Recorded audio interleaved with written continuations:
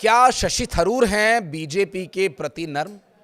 उनके दिल में बीजेपी के लिए क्या सॉफ्ट कॉर्नर है, या सिर्फ प्रधानमंत्री नरेंद्र मोदी की तारीफ तक ये सीमित है? नमस्कार, मैं हूं आशीष त्रिपाठी आपके साथ, और ये सवाल इसलिए उठ रहे हैं जो केरल में हुआ उसके बाद इस पर सवाल उठना लाजिमी है। राजनीति में भला और होगा भी क्या।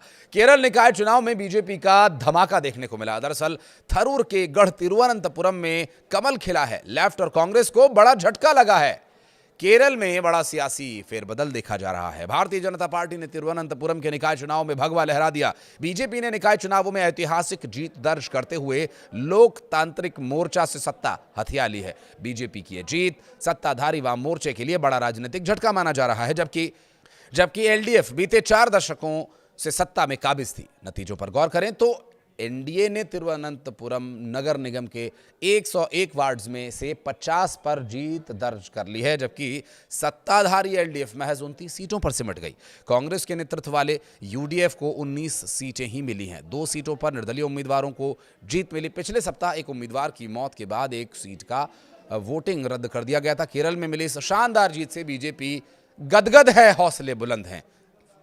प्रधानमंत्री नरेंद्र मोदी ने तिरुवनंतपुरम में बीजेपी की जीत पर बधाई दी, और पीएम मोदी ने सोशल मीडिया पर लिखा कि तिरुवनंतपुरम को धन्यवाद।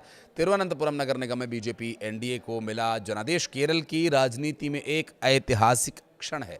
जनता को पूरा विश्वास है कि विकास की आकांक्षाएं सिर्फ बीजेपी ही पूरा कर सकती है। हमारी पार्टी इस शहर के विकास और लोगों के जीवन स्तर को सुधारेगी, सुगम बनाएगी। पीएम ने कहा कि उन सभी मेहनती बीजेपी कार्यकर्ताओं का धन्यवाद जिन्होंने कड़ी मेहनत की, जिनकी वजह से तिरुवनंतपुरम कॉरपोरेशन में शानदार जीत मिली। केरल में पीढ़ियों से काम कर रहे कार्यकर्ताओं के काम और संघर्ष को याद करने का दिन है, जिन्होंने जमीनी स्तर पर काम किया, जिससे सही नतीजे मिल पाए।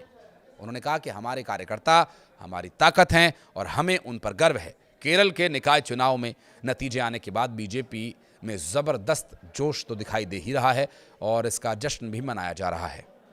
तिरुवनंतपुरम कॉरपोरेशन पर 45 साल से सीपीआईएम के नेतृत्व वाली एलडीएफ का कब्जा था, और इस जीत के साथ ही राज्य में अगले साल होने वाले विधानसभा चुनाव को लेकर जबरदस्त बूस्ट बीजेपी में है। तिरुवनंतपुरम 101 वार्ड्स में से 50 पर बीजेपी ने भगवा लहरा करके ये साबित कर दिया। इसके अलावा एनडीए ने पलक्कड़ नगरपालिका पर भी कब्जा बरकरार रखा। यहां एनडीए ने करीबी मुकाबले में यूडीएफ को मात दी है। इसके अलावा पार्टी ने तिरुपुनुथापुरा नगरपालिका सीट एनडीए ने कांग्रेस के नेतृत्व वाले यूडीएफ से छीन ली। त्रिशूर से सुरेश गोपी ने पिछले साल लोकसभा चुनाव में जीत हासिल की थी, और इसी जिले की कोंडुगल्लूर नगरपालिका में 46 वार्ड्स में से 18, त्रिशूर नगर निगम में 8, गुरुवायूर और वडक्कनचेरी में नगरपालिका में 2-2, कन्नुकुलम में 7, इंजिरालाकुड़ा में नगरपालिका में 6 और चलाकुड़ी नगरपालिका में 1 वार्ड पर बीजेपी ने जीत हासिल की है। यही नहीं, बीजेपी ने ब्लॉक पंचायतों में 4 वार्ड्स और ग्राम पंचायतों में 167 वार्ड्स जीते। चुनावी नतीजों के बाद कांग्रेस नेता राहुल गांधी ने सोशल मीडिया पोस्ट में लिखा, स्थानीय निकाय चुनावों में यूडीएफ पर भरोसा जताने के लिए केरल के लोगों को धन्यवाद।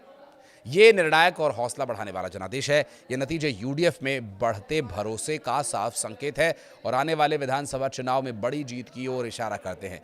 कुल मिलाकर केरल के नतीजों ने साफ कर दिया है कि केरल में मुकाबला अब 2 तरफा नहीं रहा। बीजेपी शहरी इलाकों में अपनी जड़ें मजबूत कर रही है। यूडीएफ वापसी के संकेत दे रही है। एलडीएफ को आत्ममंथन की जरूरत पड़ सकती है। आने वाले महीनों